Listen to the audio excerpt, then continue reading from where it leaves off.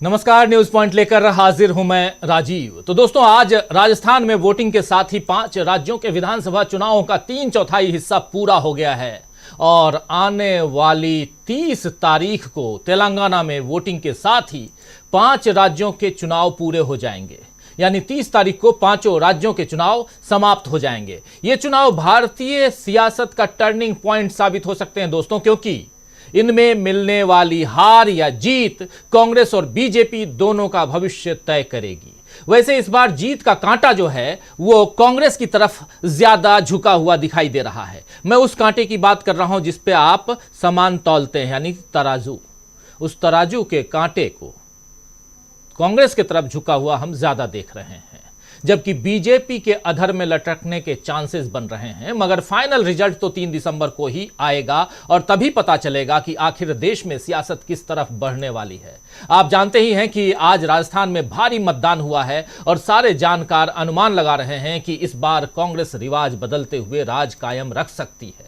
BJP भी शायद इस बात को समझ रही है, इसीलिए वो किसी भी तरह कांग्रेस को रोकने में लगी हुई है। आज वोटिंग वाले दिन बीजेपी ने कांग्रेस के पूर्व राष्ट्रीय अध्यक्ष राहुल गांधी और कांग्रेस की राष्ट्रीय महासचिव प्रियंका गांधी के शनिवार को एक्स पर यानी सोशल मीडिया पर या पुराने ट्विटर पे कह लें किए गए पोस्ट को चुनावी कानून और आदर्श आचार संहिता का उल्लंघन करार देते हुए चुनाव आयोग को शिकायती पत्र भेजा है और चुनाव आयोग से इन दोनों नेताओं के खिलाफ कड़ी कार्रवाई करने की मांग की है।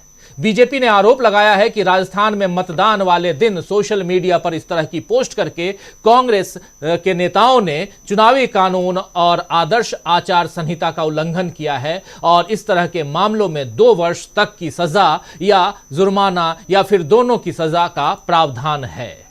बीजेपी के इस शिकायती पत्र को देखकर दोस्तों समझ में आता है कि जब हार सामने दिखाई दे तो सारे नियम कानून बीजेपी को याद आ जाते हैं। वैसे आज चुनावी गहमा गहमी के बीच कुछ पल निकालकर मोदी जी हां, देश के प्रधानमंत्री नरेंद्र मोदी ने नई उड़ान भरी। मोदी आज बेंगलुरु में हिंदुस्तान एरोनॉटिक्स लिमिटेड यानी HAL की साइट पर हल्के लड़ाकू विमान तेजस में बैठे और उड़ान का अनुभव लिया। इसकी तस्वीरें भी उन्होंने एक्स पर डाली, जिसमें मोदी किसी फाइटर पायलट की तरह नजर आए। प्रधानमंत्री नरेंद्र मोदी देखिए फाइटर पायलट की तरह नजर आ रहे हैं।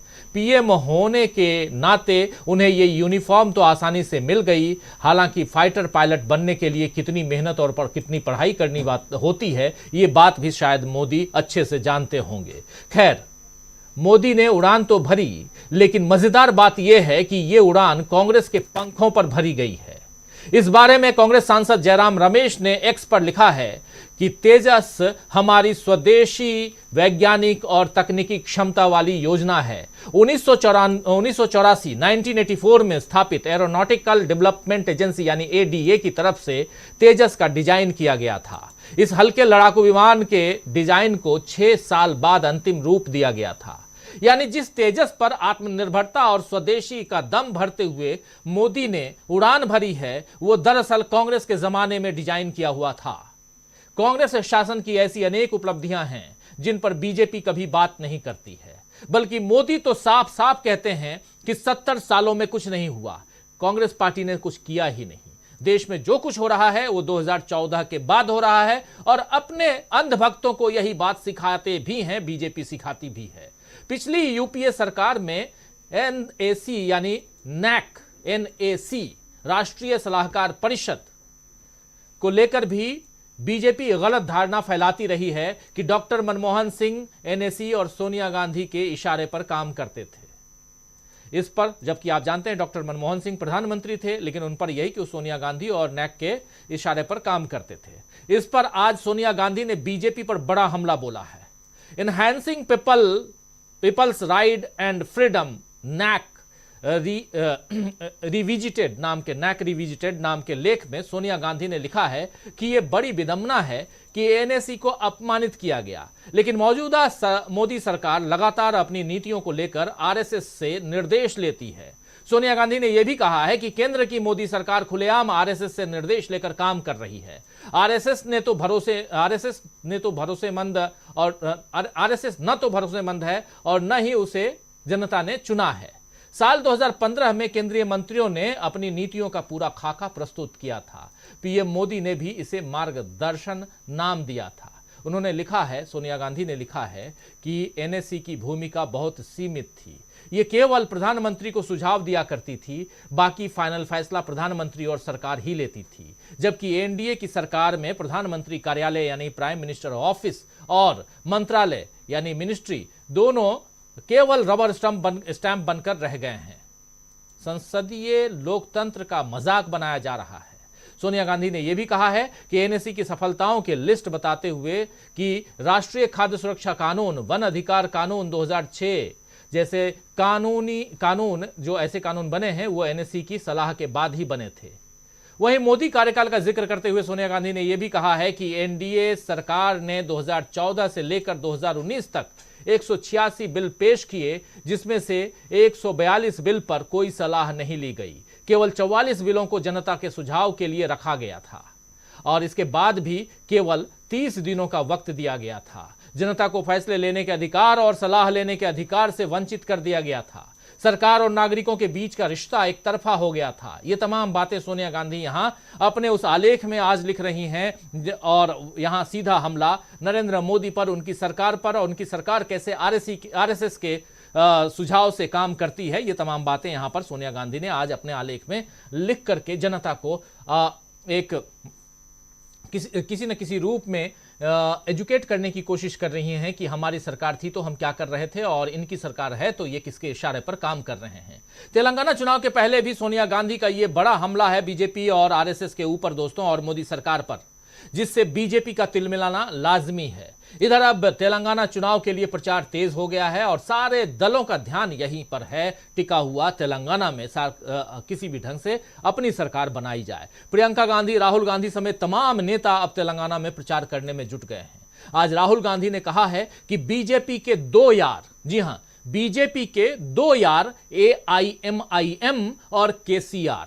जरा सुनिए राहुल गांधी को पहले। बीजेपी, बीआरएस और MIM एक है। मोदी जी के हैं दो यार, ओवैसी और केसीआर। मोदी जी के दो यार, ओवैसी और केसीआर। केसीआर नरेंद्र मोदी को दिल्ली में मदद करता है। मैंने अपनी आंखों से लोकसभा में देखा, जीएसटी, नोटबंदी, किसान बिल, जब भी नरेंद्र मोदी ने केसीआर को इशारा किया, बीआरएस के सारे एमपी खड़े को करके समर्थन दिया। केसीआर चाहते हैं कि नरेंद्र मोदी दिल्ली में प्रधानमंत्री रहे और नरेंद्र मोदी चाहते हैं कि केसीआर तेलंगाना का चीफ मिनिस्टर। मैं नरेंद्र मोदी से लड़ता हूं, पूरा देश जानता है, मैं उससे कोई कॉम्प्रोमाइज नहीं करता हूं और वो जानता है और मैं भी जानता हूं कि हमारे बीच में लड़ाई कभी खत्म नहीं होगी, क्योंकि वो विचारधारा की लड़ाई है। जब तक नरेंद्र मोदी की सोच नहीं बदलेगी तब तक राहुल गांधी उनसे लड़ेगा। अब देखिए, मेरे ऊपर 24 केस लगा रखे हैं। हर भाषण में नरेंद्र मोदी मुझे गाली देता है। मेरी लोकसभा की मेंबरशिप रद्द कर दी, मेरा सरकारी घर छीन लिया, कोई फर्क नहीं पड़ता। मेरा घर छीन लिया, मैंने उनसे कहा ले लो, मुझे नहीं चाहिए तुम्हारा घर। खुशी से मैंने चाबी दे दी वापस, नहीं चाहिए तुम्हारा घर। अब मैं आपसे सवाल पूछना चाहता हूँ, मेरा घर छीन लिया, मेरी लोकसभा की मेंबरशिप रद्द कर दी, मेरे ऊपर 24 केस लगाए। क्या नरेंद्र मोदी ने केसीआर का घर लिया? क्या केसीआर पे केस लगाए? क्या केसीआर की चीफ मिनिस्टरशिप छीनी? बिल्कुल नहीं, क्योंकि नरेंद्र मोदी और केसीआर एक है। मैंने तो कहा, साफ कहा, मुझे घर की जरूरत ही नहीं। मेरे तो करोड़ों घर हैं हिंदुस्तान में, हर गरीब व्यक्ति के दिल में मेरा घर है। मुझे आपके घर की क्या जरूरत? मगर केसीआर को घर की, केसीआर को चीफ मिनिस्टरशिप की जरूरत है। इसलिए अगर उसका घर गायब हो जाएगा, चीफ मिनिस्टरशिप चली जाएगी तो भ्रष्टाचार निकल आएगा। तेलंगाना को पता लग जाएगा कितने लाख करोड़ उसने चीज चोरी की। और रिमोट कंट्रोल नरेंद्र मोदी के हाथ में, उस पे एक बटन सीबीआई वाला, दूसरा बटन ईडी वाला, तीसरा बटन इनकम टैक्स वाला। वो नरेंद्र मोदी बटन में नहीं दबाता, बस दिखाता है। जैसे नरेंद्र मोदी दिखाता है, केसीआर बैठ जाता है। तो सुन रहे थे, सीधा हमला कर रहे थे राहुल गांधी यहां प्रधानमंत्री नरेंद्र मोदी पर और केसीआर पर, और सीधा कि इस चुनाव में आप देखिए, तेलंगाना के चुनाव में तो कांग्रेस पार्टी जिस मजबूती के साथ फाइट कर रही है, पिछले 6 महीने में कांग्रेस ने वहां पूरी की पूरी लड़ाई जो है केसीआर बनाम कांग्रेस या केसीआर बनाम राहुल गांधी पर लाकर रख दिया है। लेकिन केसीआर से पहले जो बात कर रहे हैं कि नरेंद्र मोदी के दो यार ओवैसी और केसीआर, ये छोटी मोटी बात नहीं है। और यहीं पर कि बीजेपी, केसीआर और ओवैसी तीनों मिले हुए हैं, AIMIM तीनों मिले हुए हैं, और आप अगर इनको वोट देते हैं तो आप समझिए कि आपका वोट इन तीनों के साथ साझा हो रहा है। उधर प्रियंका गांधी ने भी अपने अनुभवों को साझा किया है। आइए जरा प्रियंका गांधी को सुनते हैं क्या कुछ कह रही हैं। वो भी आज तेलंगाना में थी और वो उन्होंने जो अनुभव साझा किए हैं, जरा उसको सुनिए। कल मैं एक बहन के घर गई थी और उससे बातचीत हो रही थी। हमारी गाड़ी रुकी थी, सड़क के साथ में ही एक छोटा सा घर था। तो मैंने देखा एक बहन और उनके पति वहां खड़े हैं, तो मैं अंदर चली गई बातचीत करने के लिए। उन्होंने मुझे अपना घर दिखाया और बताया कि अभी तक घर पूरा नहीं हुआ है, क्योंकि बीआरएस ने कहा था कि कुछ पैसे दिलवाएंगे, लेकिन वो पैसे किसी को मिले नहीं। खुद उन्होंने अपने पैसों से अपने आप एक सुंदर सा घर बनाया। मैंने पूछा किसको वोट देंगी, तो उन्होंने कहा कांग्रेस को दूंगी। मुझे खुशी हुई, लेकिन मुझे दुख भी होता है कि आजकल जो आपके प्रदेश में राजनीति चल रही है, वो अपने वादों को भूल गए, जो आपको सपने दिखाए थे उनको भूल गए, और ऐसी राजनीति उन्होंने चलाई, ऐसी सरकार चलाई जिससे सिर्फ उन्हीं नेताओं का फायदा हुआ, अमीरों का फायदा हुआ, लेकिन मेरे गरीब भाई बहनों, मेरे किसान भाई बहनों, नौजवान भाई बहनों का कुछ फायदा नहीं हो पाया। तो दोस्तों, आप सुन रहे थे और देख रहे हैं विजुअल्स। प्रियंका गांधी के समर्थन में कितनी भीड़ जुटी हुई है। इनके समर्थकों की भीड़ जो है वो साफ बता रही है कि कहीं ना कहीं यहां लड़ाई, तेलंगाना में लड़ाई जो है वो अब कांग्रेस और केसीआर के इर्द गिर्द, कांग्रेस और बीआरएस के इर्द गिर्द है। और इसीलिए इस जनसमर्थन को इससे आप समझ सकते हैं, इससे समझा जा सकता है कि तेलंगाना की लड़ाई क्या होने जा रही है। और उधर राजस्थान में वोटिंग समाप्त हो चुकी है। लगभग 69% की वोटिंग शाम 5 बजे तक, और माना जा रहा है कि 75% से ज्यादा यानी बम्पर वोटिंग हो सकती है, काउंट हो सकती है राजस्थान में। ये बम्पर वोटिंग क्या कहेगी, ये तो आने वाला वक्त यानी कि 3 तारीख को पता चलेगा। लेकिन उससे पहले बीजेपी जो है वो अपने आप को फाइट में तो बता रही है, और दूसरी तरफ कांग्रेस कह रही कि सरकार हमारी बनेगी। तो किसकी सरकार बनेगी, फाइट जो है कितनी टाइट है, वो तो आने वाला वक्त बताएगा। लेकिन प्रियंका और राहुल गांधी के साथ साथ सोनिया गांधी भी अब मैदान में किस ढंग से हैं, ये आप देख रहे हैं। और कहा जा रहा है कि शायद सोनिया गांधी तेलंगाना में एक अपनी रैली कर लें। ये अभी कंफर्म नहीं है, लेकिन इसके बारे में चर्चा जरूर चल रही है। उससे पहले आज सोनिया गांधी का आलेख, उसके कुछ हिस्से, कुछ अंश आपके सामने हम रख चुके हैं। तो क्या उधर तेलंगाना और उधर प्रधानमंत्री नरेंद्र मोदी उड़ान भर रहे हैं आज के दिन, ताकि पिक्चर जो है वो, उनकी तस्वीरें दिन भर टेलीविजन पर छाई रहें और उनकी तस्वीर को देखकर लोग वोट देने के लिए राजस्थान में जाएं। क्या ये सफल हुआ? तस्वीर देखकर वोट तो देने जाएंगे, लेकिन उनकी पार्टी को वोट दिए होंगे? कितने प्रतिशत लोग निकल के आए और बीजेपी को वोट देकर बीजेपी की सरकार बनाने के लिए आए हैं, ये भी 3 तारीख को ही पता चलेगा। लेकिन आज के दिन तेजस पर सवार होना प्रधानमंत्री नरेंद्र मोदी का, उड़ान भरना प्रधानमंत्री नरेंद्र मोदी का, क्या राजस्थान और तेलंगाना में इस बार बीजेपी उड़ान भर पाएगी, या फिर कांग्रेस जो है राजस्थान में फिर से सत्ता में वापस आएगी और कांग्रेस, बीआरएस और बीजेपी दोनों को के जो है पर कतर देगी? ये फाइट कितनी टाइट है, आइए इस पर चर्चा करते हैं।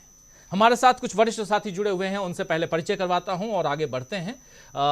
जरा स्क्रीन पर ले आइए हमारे तमाम वरिष्ठ साथियों को। हमारे साथ देखिए इस वक्त 5 वरिष्ठ साथी जुड़े हुए हैं। शकील अख्तर जी आज सीधे घर से जुड़े हुए हैं। शकील जी, आपका स्वागत करता हूं और आपका वीडियो बहुत शानदार दिख रहा है, उम्मीद है कि ये लगातार बना रहेगा।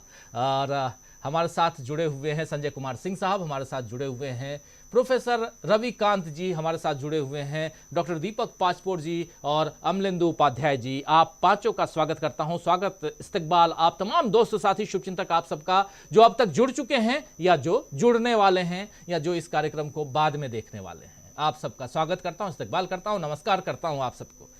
तो दोस्तों, जैसा जान रहे हैं कि अब धीरे धीरे 5 राज्यों में से 4 राज्य जो हैं उसका मतपेटियों में उन राज्यों के भविष्य जो हैं वो कैद हो चुके हैं, बंद हो चुके हैं। मतपेटियां यानी ईवीएम, इलेक्ट्रॉनिक वोटिंग मशीन, ये मशीनें खुलेंगी 3 तारीख को। अब इंतजार सिर्फ और सिर्फ तेलंगाना का है और उसकी तह तक जाने के लिए हमारी टीम कल से तेलंगाना में रहेगी और कल शाम से लगातार हम आप तक रूबरू होंगे। वहां की पल पल की रिपोर्ट, जैसे अभी राजस्थान की रिपोर्ट आप देख रहे थे, वो रिपोर्ट आप तेलंगाना से कल से देखेंगे।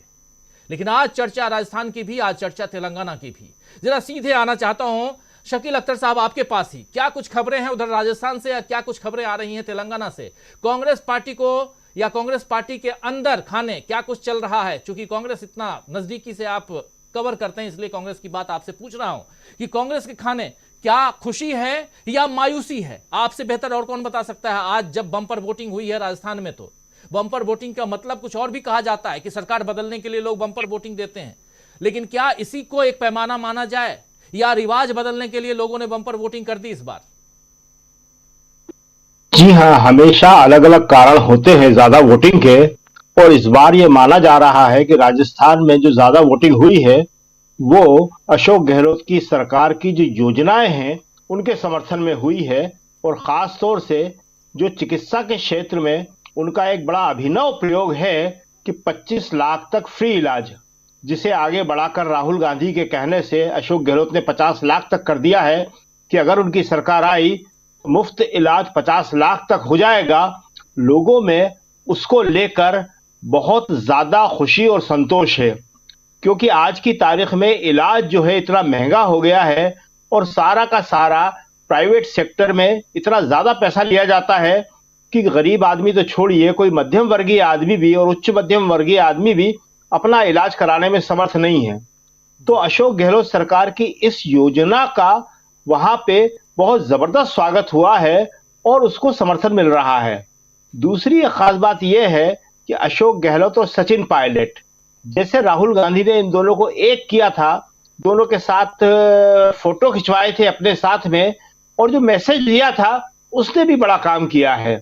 लोग ये मान के चल रहे हैं कि राजस्थान में कांग्रेस एक होकर लड़ रही है, लेकिन बीजेपी जो है, खास तौर से प्रधानमंत्री नरेंद्र मोदी जी जो है, वसुंधरा के साथ इस तरह का मैसेज देने में असमर्थ रहे, जैसा राहुल ने अशोक गहलोत और सचिन पायलट के साथ दिया है।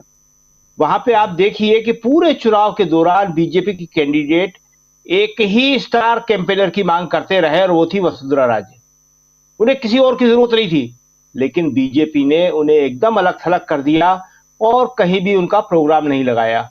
नतीजा यह हुआ कि वसुंधरा भी कहीं नहीं गई, और किसी वक्त में जो वसुंधरा राजे के सबसे खास आदमी थे, जिन्हें वसुंधरा जनता पार्टी से बीजेपी में लाई थी, राजेंद्र राठौर, आज वो भी हार की कगार पर बताए जा रहे हैं। कहा जा रहा है कि उनकी स्थिति भी करार है, सबसे खराब है, और वह बीजेपी के बड़े नेताओं में उनकी गिनती होने लगी थी। अब बात तेलंगाना की। तेलंगाना कांग्रेस के लिए बहुत अच्छा जा रहा है। ये एक ऐसा राज्य है जहां पे कांग्रेस बढ़त के साथ काम कर रही है, मतलब कांग्रेस लगातार आगे बढ़ रही है, तो केसीआर की पार्टी है वो पीछे हट रही है और पीछे हट के अपने गोल को बचाने की कोशिश कर रही है।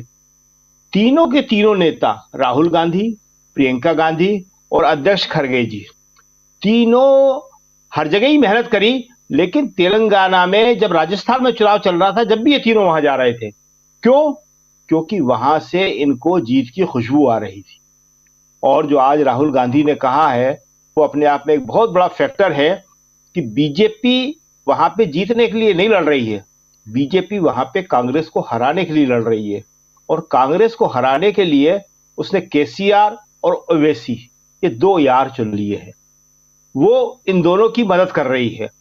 और जनता में 10 साल का जो केसीआर का राज्य है उसको लेकर बहुत ज्यादा नाराजगी है। जैसे कि प्रियंका गांधी ने भी खुद बताया कि एक महिला के घर गई, वो फोटो कल से हम सारे लोगों ने और वीडियो देखे कि वो महिला प्रियंका से मिलकर तो बहुत खुश है, लेकिन इस बात से बहुत निराश है कि जो उसकी सरकार ने वादा किया था कि जो पैसे उसको देंगे वो नहीं दिए। और ये तेलंगाना में घर घर की हकीकत है। और एक बात कि जो आपने कहा कि सोनिया गांधी जी वहां जा सकती है, जी हाँ, सोनिया गांधी के प्रोग्राम की बात चल रही है, क्योंकि सोनिया गांधी ने ही वो राज्य बनाया था। यूपीए के टाइम में सोनिया गांधी की पहल पर तेलंगाना अलग राज्य बना था। तो कांग्रेस के लिए वो अपने बच्चे की तरह है, और कांग्रेस का कहना है कि हमने उसे बनाया था, लेकिन जिस उद्देश्य से बनाया था कि वहां के लोगों के सपने पूरे होंगे, काम होंगे, वहां की समस्याएं दूर होंगी, वो नहीं हो सकी, तो अब हम उसको करेंगे। जी राजीव जी।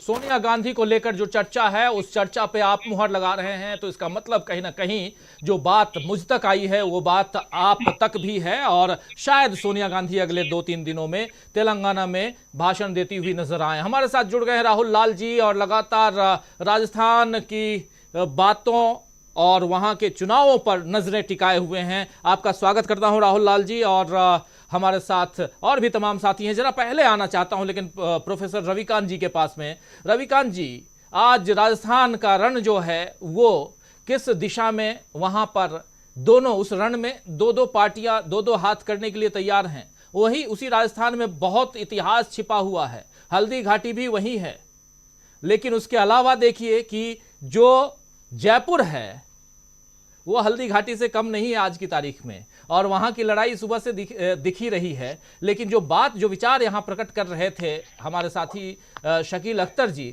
जरा उसको आगे बढ़ाते हुए आपसे समझना चाहता हूं कि अब यहां से कहां देख रहे हैं आप कांग्रेस को और कहां देख रहे हैं बीजेपी को? देखिए राजीव जी, केवल तेलंगाना का चुनाव बाकी है और तेलंगाना में बीजेपी है ही नहीं। और राहुल गांधी जिस बात को कह रहे हैं, मैं और पहले से आपसे कह रहा हूं कि वहां बीजेपी गेम जो खेल रही है कि कैसे कांग्रेस को रोका जाए, और उसके लिए वो केसीआर की मदद कर रहे हैं। अब बाकी इन 3, मिजोरम में भी नहीं थी, 3 राज्यों में बीजेपी बनाम कांग्रेस पार्टी का मुकाबला था।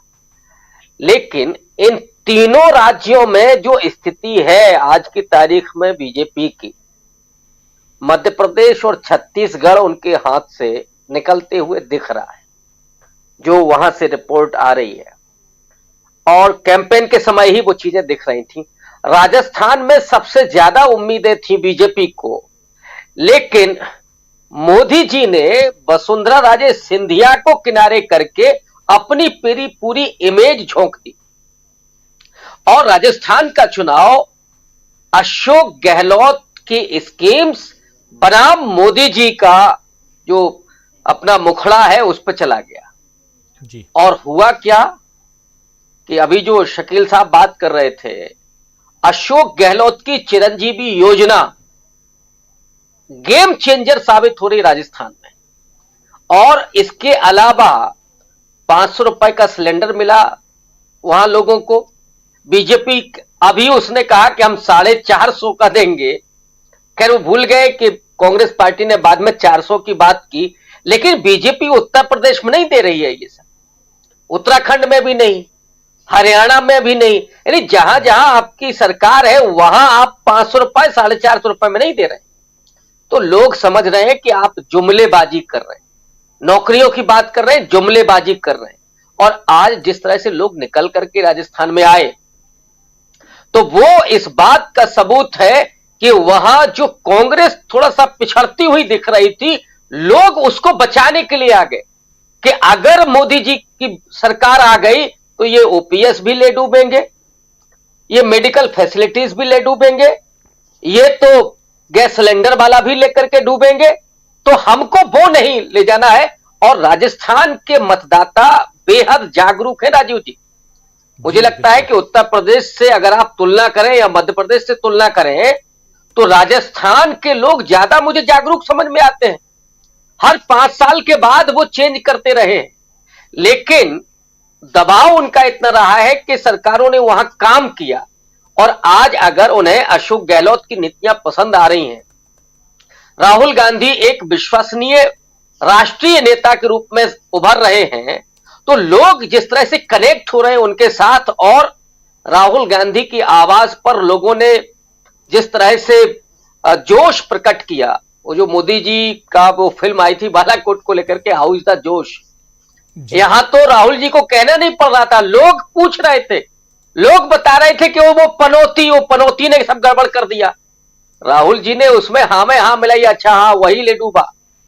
तो राजस्थान में भी मुझे लगता है कि अब गई भैंस पानी में। और इसके बाद जो आपको तस्वीर दिखाई देगी 2024 की, और इसको वैसे भी सेमीफाइनल कहा जा रहा है, यहीं से आप देखिएगा कि 2024 की वो तस्वीर साफ होने लगेगी कि मोदी जी के पास अब कोई एजेंडा नहीं है। बीजेपी आरएसएस एजेंडा तलाश रही है कहीं से मिल जाए, लेकिन जब मोदी जी का मैजिक खत्म हो गया, मोदी जी का जो ब्रांड छवि थी वो दरक गई, और लोग ये मानने लगे कि वो जुमलेबाज ही नहीं है, वो राजस्थान के लोगों की भाषा में कहें तो वो पनौती भी है। जहां जहां जाते हैं वहीं बीजेपी के लिए भी पनौती हो गए। हिमाचल में हराया, कर्नाटक में हराया, मध्य प्रदेश छत्तीसगढ़ में जो रिजल्ट आएगा वो आप देखेंगे। तो अब मोदी जी तेजस के जरिए हवा में से कोई लाना चाहते हैं कि कोई मिल जाए एजेंडा उनको, लेकिन राजनीति तो जमीन पे होती है, हवा में एजेंडा नहीं आता।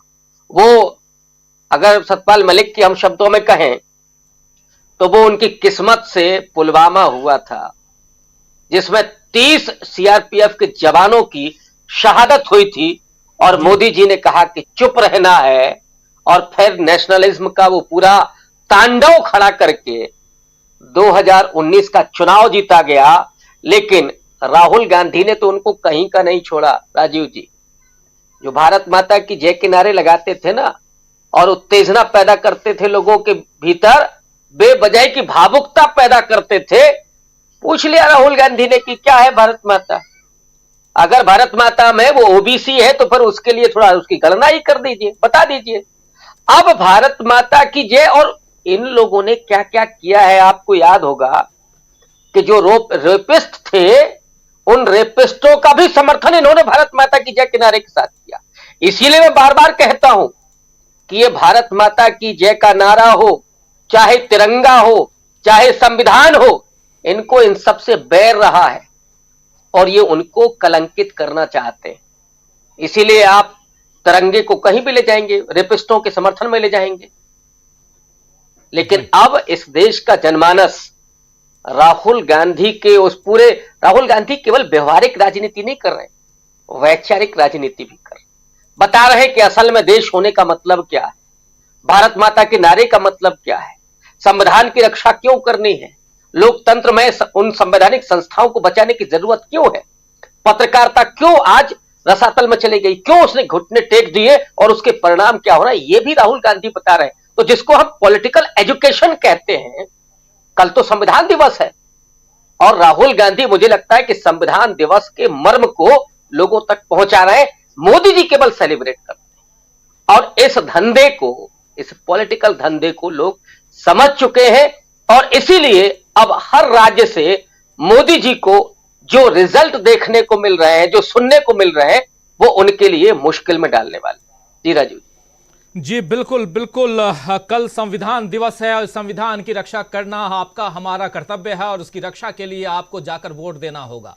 यहीं से एक वोट बहुत इंपॉर्टेंट है, और उसके लिए अगर आप अब तेलंगाना, क्योंकि Rajasthan pack, Chhattisgarh pack, Madhya Pradesh packed already, और उसके अलावा मिजोरम भी पैक्ड, बचा तो बचा सिर्फ राजस्थान भी पैक्ड, तो बचा तो सिर्फ और सिर्फ तेलंगाना। तो जो साथी तेलंगाना से हैं 30 तारीख को वोट देने जरूर जाइए, और उससे पहले तमाम दल, 4 प्रमुख दल, लेकिन ये जो चौथा दल AIMIM, सुना है कि सिर्फ 9 सीटों पर अपने कैंडिडेट्स को उतारा है इस दल ने।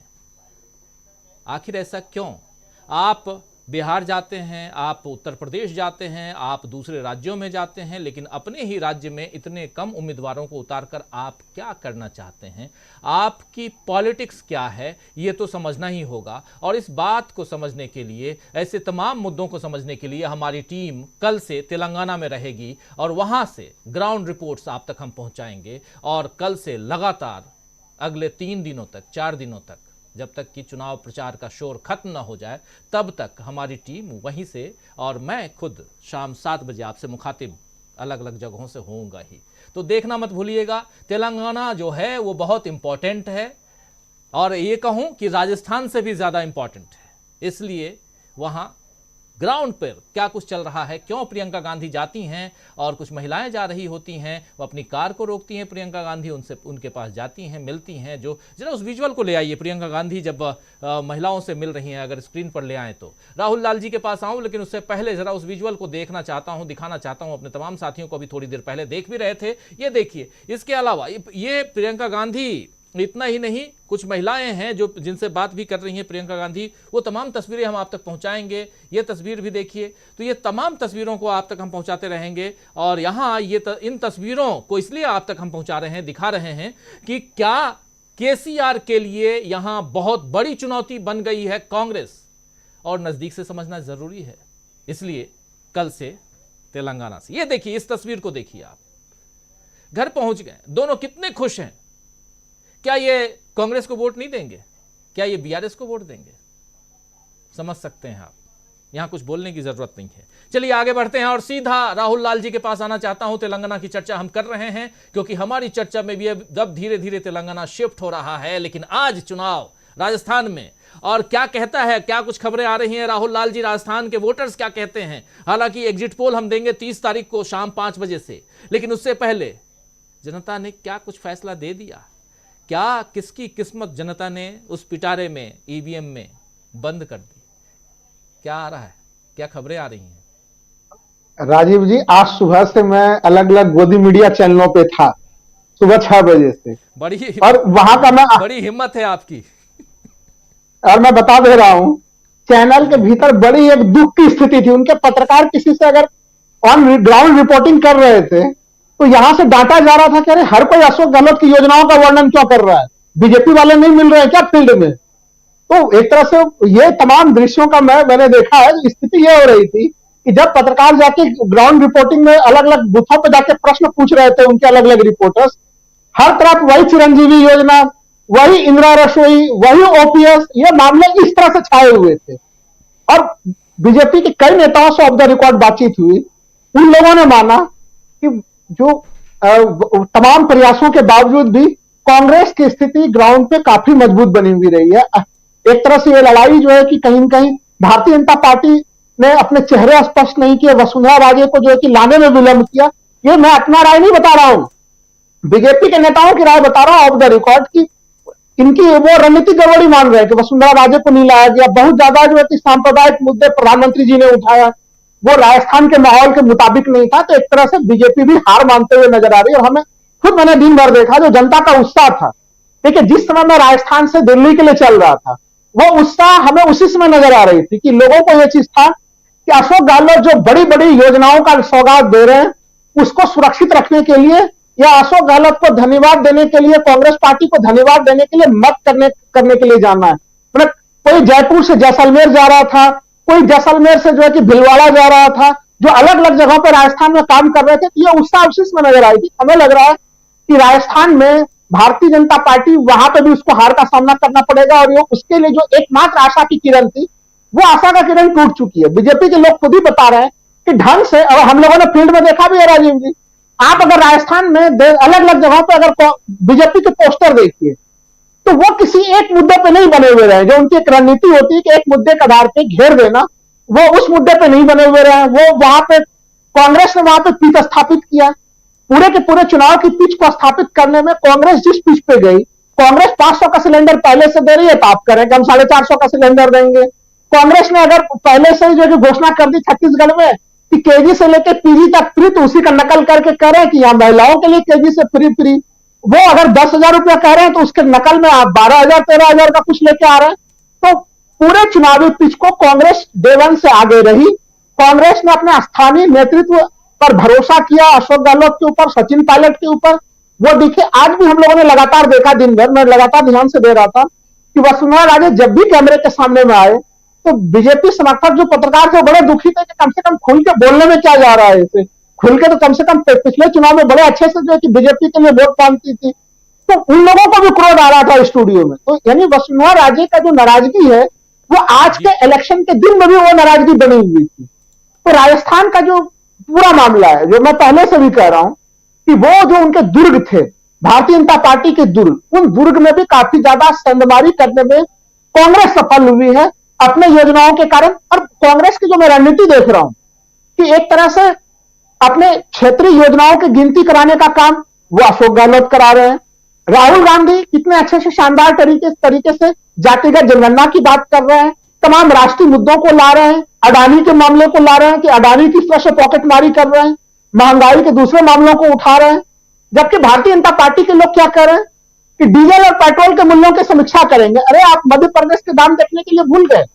देखिए, पूरे प्रकरण में जिस तरह से भारतीय जनता पार्टी ने वहां पे दंगों के मामले को उठाया, उस मामले पे तो वहां के लोगों ने एक सुर में कर दिया। और आज तो चैनलों के बाइक में भी बीच में पत्रकारों को हटाना पड़ रहा था कि भारतीय जनता पार्टी जब दंगों के आरोप लगाती है तो भाई वो दिल्ली में गृह मंत्री जी के नाक के नीचे में क्या हो रहा था, वहां पे आप क्या कर रहे थे? राजस्थान में किस दंगे में जो किसी की मौत हुई?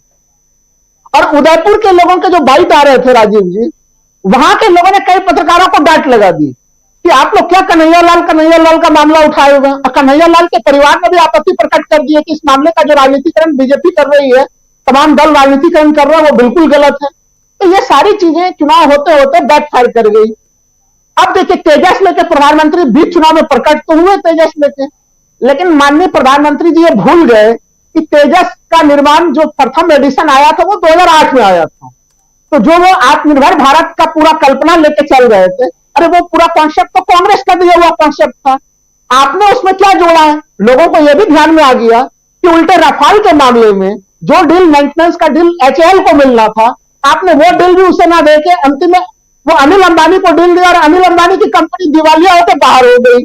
तो इस पूरे प्रकरण में अब वो कह रहे कि हम तो एचएएल का विकास करेंगे। अरे आपने विकास करने के मौके आपके मौखिक बोलने से तो नहीं होगा। तो देश के सामने में जो प्रधानमंत्री की छवि है वो लगातार तार-तार हो रही है। और जो तेजस से वो अंतिम समय में राजस्थान को बचाने का प्रयास कर रहे थे, वो प्रयास भी राजीव जी पूरी तरह से विफल हो गया। वो उसमें भी उन्हें कोई सफलता नहीं मिली है। जी बिल्कुल बिल्कुल बिल्कुल, उसमें भी सफलता नहीं मिली है। ये देख रहे हैं तस्वीरें आप, तेजस में बैठे हुए प्रधानमंत्री नरेंद्र मोदी और हाथ हिलाते हुए भी नजर आ रहे हैं। ये देखिए, ये किसको हाथ हिला रहे हैं ये जरा देखना होगा, लेकिन प्रधानमंत्री जी हाथ हिला रहे हैं। चलिए, अच्छी बात है, अभिवादन स्वीकार कर लीजिए अगर आपको हमको हाथ हिला रहे हैं तो।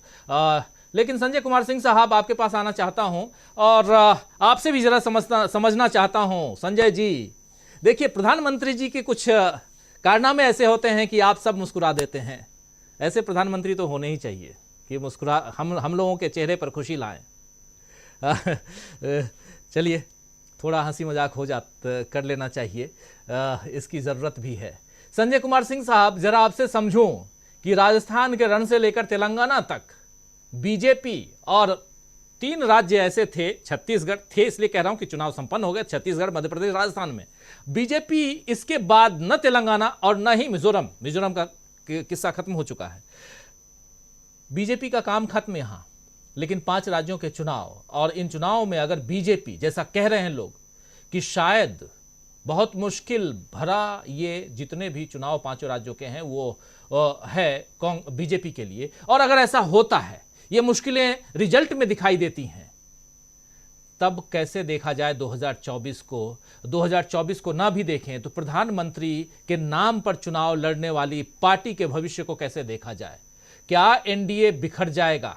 जिस एनडीए के लोग ऐसे भी टूटते बहुत कम एनडीए में बचे हुए लोग हैं, बहुत कम पार्टियां बची हुई हैं। मिजोरम का एक जो सत्तारूढ़ दल है वो भी एनडीए से बाहर हो चुका है। प्रधानमंत्री नरेंद्र मोदी को पहले कह दिया कि आपके साथ मंच साझा हम नहीं करेंगे। और एक छोटा सा राज्य जहां आप समझ सकते हैं कि 40 सीटें मात्र विधानसभा की हैं, वहाँ की अगर ये स्थिति बनती है तो दूसरे बड़े राज्यों का, जिसमें महाराष्ट्र भी है, जिसमें और महाराष्ट्र इसलिए भी क्योंकि महाराष्ट्र की सरकार पर भी तलवार लटकी हुई है, तो बहुत कुछ जो चर्चा हम 3 तारीख के बाद करने वाले हैं, लेकिन थोड़ा सा यहां उसकी चर्चा करना लाजमी है। आपसे समझना चाहता हूं। बीजेपी को जीतने के लिए, बीजेपी को नहीं, किसी भी पार्टी को जीतने के लिए 2-4 चीजें जरूरी है। एक उसकी अपनी लोकप्रियता, एक उसका अपना काम, एक उसकी छवि, और दूसरे की वो चुनाव जीतने के लिए क्या कर रहा है, चुनाव प्रचार वगैरह। तो लोकप्रियता के बारे में तो जो स्थिति है वो सबको पता है कि भाई 10 साल के शासन में बीजेपी ने क्या किया और क्या नहीं किया। अच्छा काम उसी में है। महंगाई का जो हाल है वो से लेकर रोजगार, अर्थव्यवस्था, सब कुछ, उस पर भी क्या बात करनी है। चुनाव प्रचार मैंने बहुत ध्यान से देखा कि बीजेपी के चुनाव प्रचार में क्या हो रहा है। तो बीजेपी के चुनाव प्रचार में कुछ था नहीं, सिर्फ कांग्रेस का विरोध था या कांग्रेस की आलोचना थी, और मौका लगा तो चुनाव आयोग से शिकायत और चुनाव आयोग की कार्रवाई वगैरह। तो कुल मिलाकर बीजेपी के पास कुछ है नहीं। और ये जो अभी उत्तरकाशी में माने मुख्य प्रधानमंत्री ने जो डबल इंजन वाला नया सिस्टम लगाया था कि केंद्र में और राज्य में भी एक ही पार्टी की सरकार होगी तो मजबूत होगी, काम करने में सुविधा होगी, अच्छा काम होगा, तो उसका एग्जाम्पल अभी उत्तरकाशी में जो टनल में लोग फंसे हैं वो था। तो मैंने टनल में फंसे लोगों को निकालने के लिए सरकार क्या कर रही है उसको देखने समझने के लिए मैंने उसकी खबर को फॉलो करना शुरू किया, और मुझे लगा कि वो जितना काम होना चाहिए था, जैसे होना चाहिए था, वो नहीं हुआ।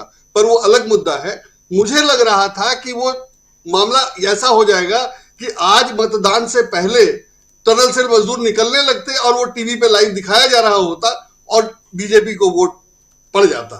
तो मुझे लगता था कि ये शायद हो जाए, भले इसके लिए प्लान नहीं किया हो, लेकिन ये सहयोग से हो सकता था। और लग रहा था, मैंने 2-3 दिन की खबरों को पढ़ने से लग रहा कि आज मजदूर निकलेंगे, लेकिन वो मशीन टूट गई और कल शाम 5 बजे के बाद से काम ही नहीं हुआ, इसलिए नहीं निकल पाए। तो ये जो किस्मत या दुर्भाग्य जो कहा जाता है वो भी है। तो मुझे नहीं लगता है कि बीजेपी को चुनाव जीतने के लिए जो कुछ भी चाहिए उसमें किस्मत समेत, अगर किस्मत का कुछ रोल होता है तो वो भी उसके पक्ष में दिखाई नहीं दे रहा है।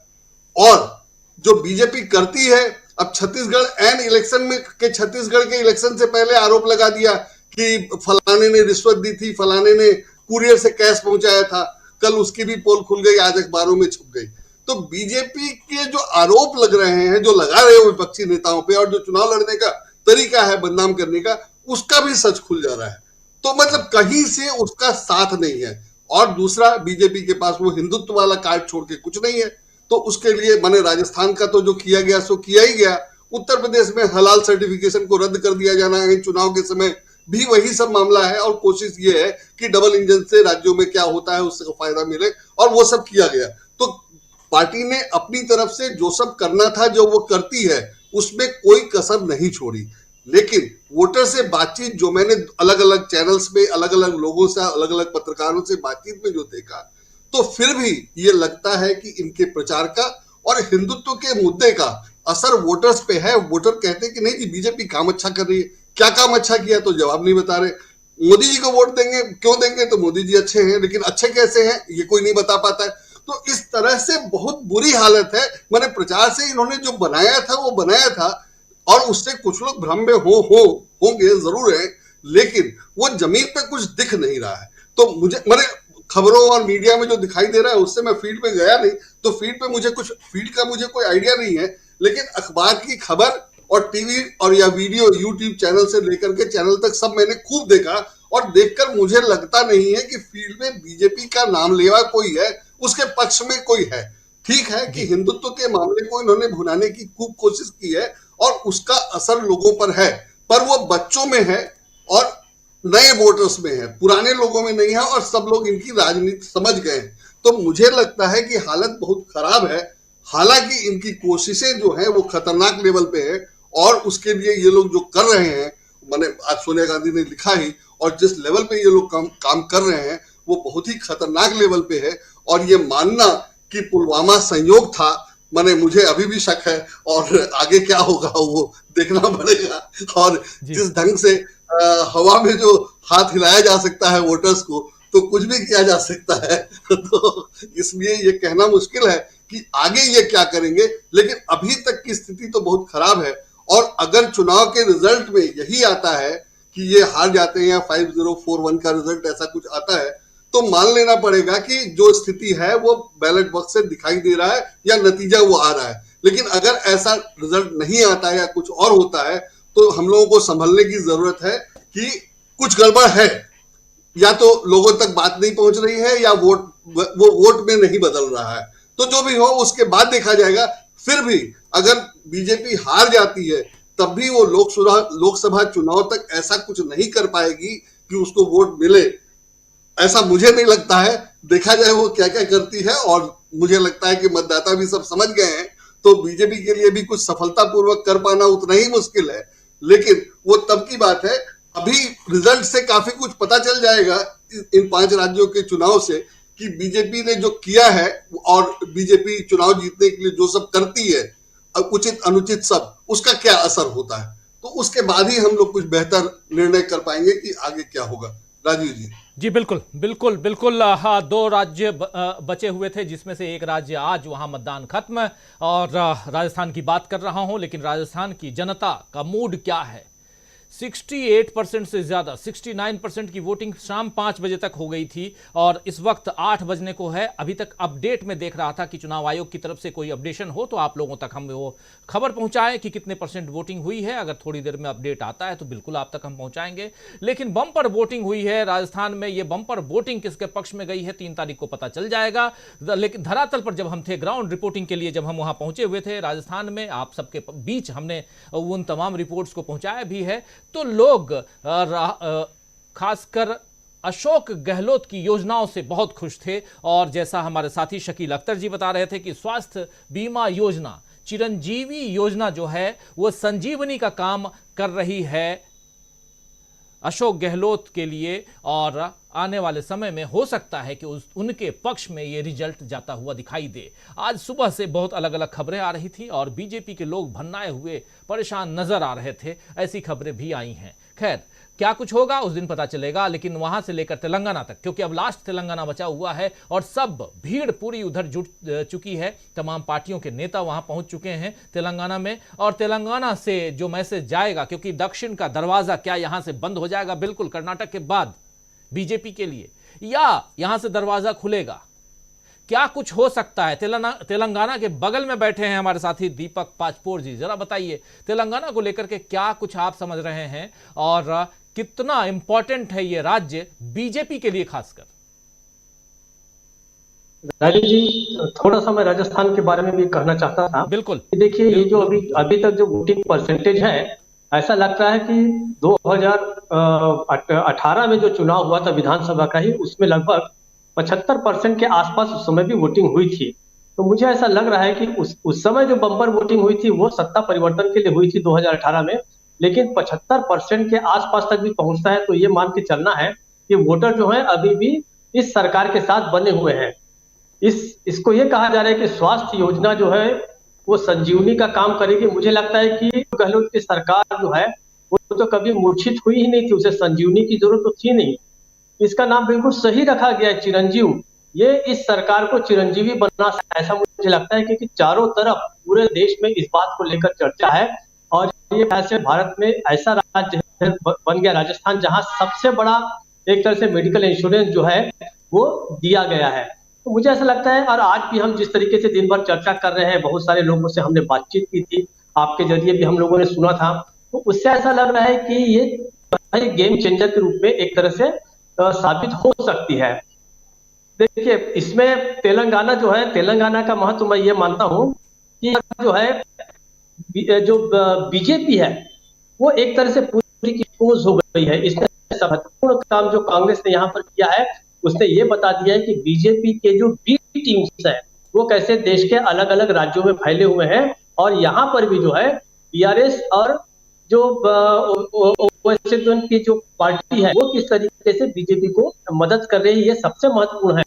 अब जो है आगे जाकर एक तरह से पता चल गया है कि किस प्रकार से बीजेपी को मदद करने वाली जो अंदरूनी शक्तियां हैं, दिखती मतलब ठीक है वो बाहर है, जो उसको अंदरूनी जो मदद कर रही हैं, वो जो शक्तियां हैं वो तरीके से एक्सपोज हो गई। ये तेलंगाना का सबसे बड़ा महत्व है। आता हूं आपके पास, थोड़ी आवाज आपकी कट रही है, आता हूं, दोबारा आता हूं आपके पास, और जरा चलूं सीधा अमलेंदु उपाध्याय जी, उनका वीडियो भी थोड़ा डाउन नहीं, ठीक नजर आ रहा है जी। अमलेंदु जी, क्या कुछ कहेंगे आप? जब शिफ्ट कर रहे हैं हम तेलंगाना की तरफ इस चुनाव की समीक्षा चर्चा में भी, लेकिन दूसरी तरफ हम देख रहे हैं कि आज जो चुनाव हुआ है, क्या कुछ अपडेट्स आपके पास हैं? जरा फटाफट आपसे जानना चाहता हूं राजस्थान को लेकर क्या कह रहे हैं, क्या अपडेट्स हैं? राजीव जी, राजस्थान को लेकर के अपडेट जो मुझे सूचनाएं मिली हैं उसके अनुसार ये है कि भारतीय जनता पार्टी वहां काफी संकट में दिखाई पड़ रही है। एक तो कल से ही जो थे, जो भारतीय जनता पार्टी के नेताओं के जिस तरीके से बयान आना शुरू हुए, उससे ये साफ लगने लगा कि कहीं ना कहीं जो है बहुत ज्यादा संकट में भारतीय जनता पार्टी है।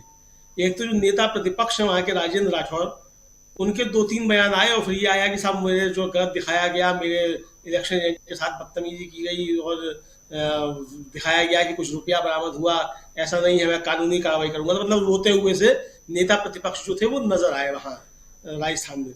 आज सुबह ही एक वीडियो बहुत जोर का वायरल हुआ कि वो जो सुभाष महरिया जो है वो एक पुलिस अधिकारी से पोलिंग बूथ के बाहर जो है कर रहे हैं काफी ज्यादा, और जो वीडियो वायरल हो रहा है उसके मुताबिक तो लगता ही है कि जैसे वो बस अब मार्क करने ही वाले हैं जिस तरीके से। तो ये इसके बाद फिर एक जो भारतीय जनता पार्टी के प्रवक्ता है उन्होंने शाम को लगभग 3 बजे के आसपास जो है ट्वीट किया बड़ा गजब तरीके का कि कांग्रेस एक खास वर्ग के लोगों को निकाल करके जो है वो वोटिंग ज्यादा करा रही है। तो अब ये सारे बयान जो राजीव जी इस तरीके से सामने आए हैं ये बताते हैं कि भारतीय जनता पार्टी जो है वो बेचैनी महसूस कर रही है राजस्थान में बहुत ज्यादा। और जिस तरीके से लोगों के मतलब जो कॉर्पोरेट मीडिया का चैनल है उस पर भी जिस तरीके से चीजें आती रही उससे भी साफ लगा कि गहलोत की योजनाएं जो हैं वो बहुत ज्यादा तरीके से बोल रही हैं।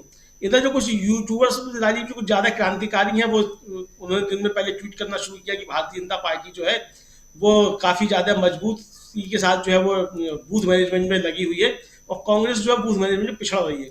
फिर उन्हीं लोगों के ट्वीट आए बाद में कि कांग्रेस जो है बहुत मजबूती के साथ जो है यहाँ उसका वोटर जो है वो निकल करके आ रहा है और बूथ मैनेजमेंट जो है मतलब एक तरीके से वो भारतीय जनता पार्टी का है, लेकिन वोटर जो है वो कांग्रेस का बहुत ज्यादा मजबूत है। तो आप समझ सकते हैं कि जो लोग जिनको गलतफहमी हो रही थी कि भारतीय जनता पार्टी का बूथ मैनेजमेंट बहुत अच्छा है, वो तो मिजोरम में भी बहुत अच्छा है भारतीय जनता पार्टी का बूथ मैनेजमेंट।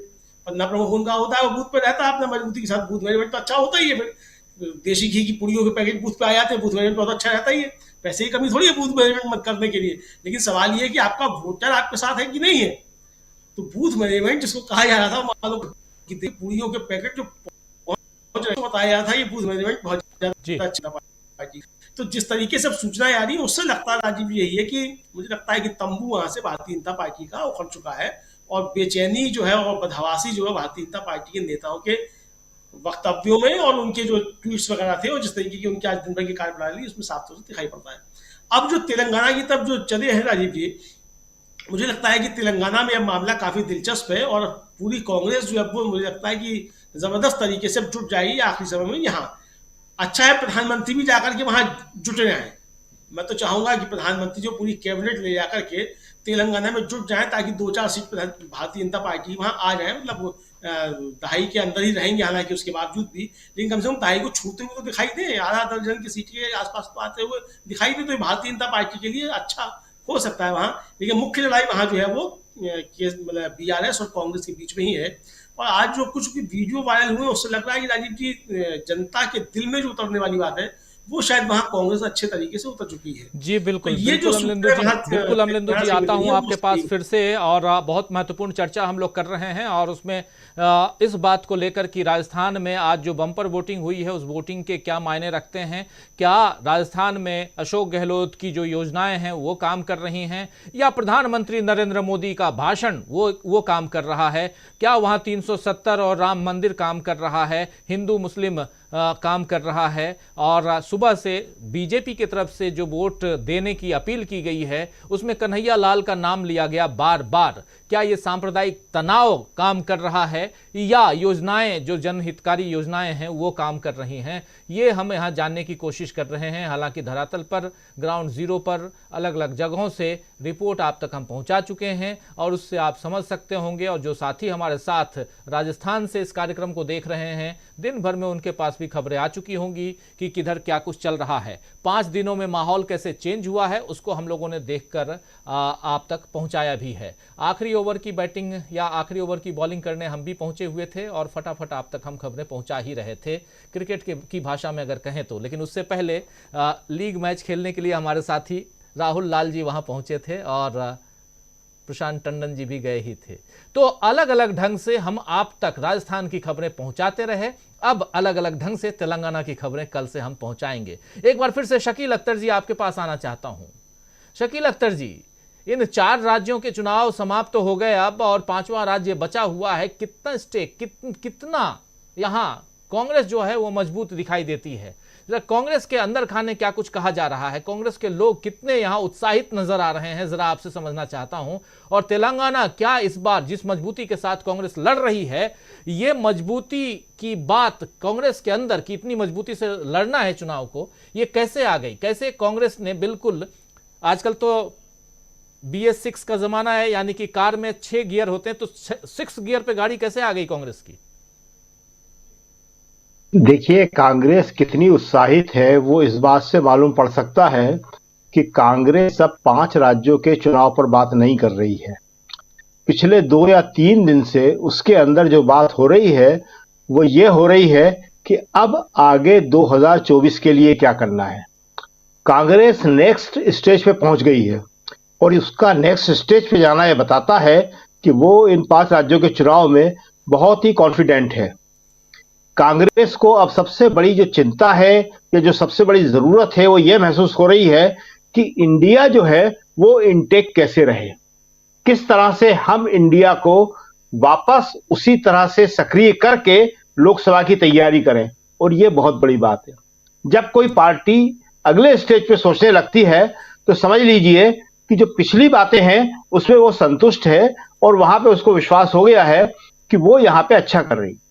दूसरी एक खास बात कि कांग्रेस जो एक सवाल कर रही है आपस में कि राजस्थान में ऐसा क्या कारण है कि लोग बीजेपी को वोट दें, ये बड़ा अच्छा सवाल है। कांग्रेस को वोट देने के कारण तो हैं, लेकिन राजस्थान में बीजेपी ने ऐसा क्या किया है या ऐसा क्या करना चाहती है कि उसको वोट दें। मध्य प्रदेश में कारण थे।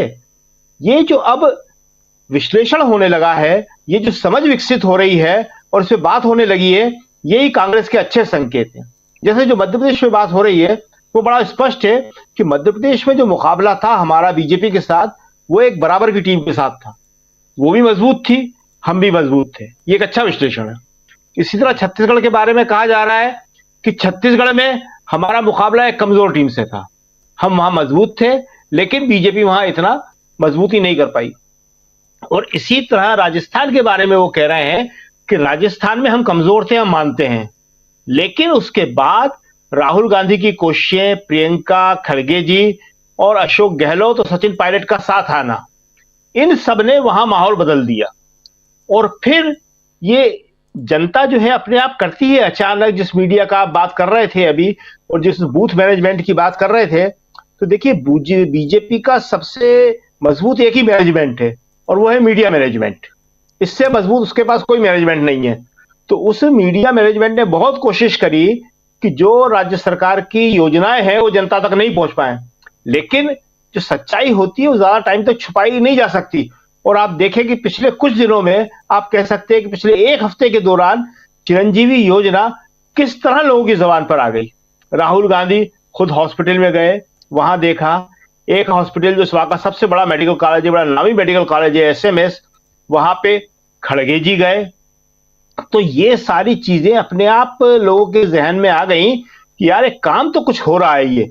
और फिर जहन से जबान पे आने पे ज्यादा टाइम नहीं लगता, पहले चीज दिमाग में आती है और फिर जबान पे।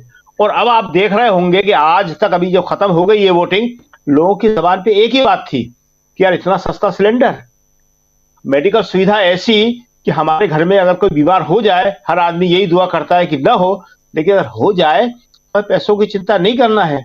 और ओल्ड पेंशन स्कीम, ये सारी की सारी योजनाएं, और बाकी जो सरकारी क्षेत्र के कर्मचारी हैं उनके लिए भी कुछ था, और जो खासतौर से सेमी गवर्नमेंट सर्वेंट होते हैं उनके लिए भी कुछ था। तो ये सारी चीजें प्रो पीपुल जिसे राजनीति कहते हैं, वो प्रो पीपुल राजनीति जो है राजस्थान में हो रही थी।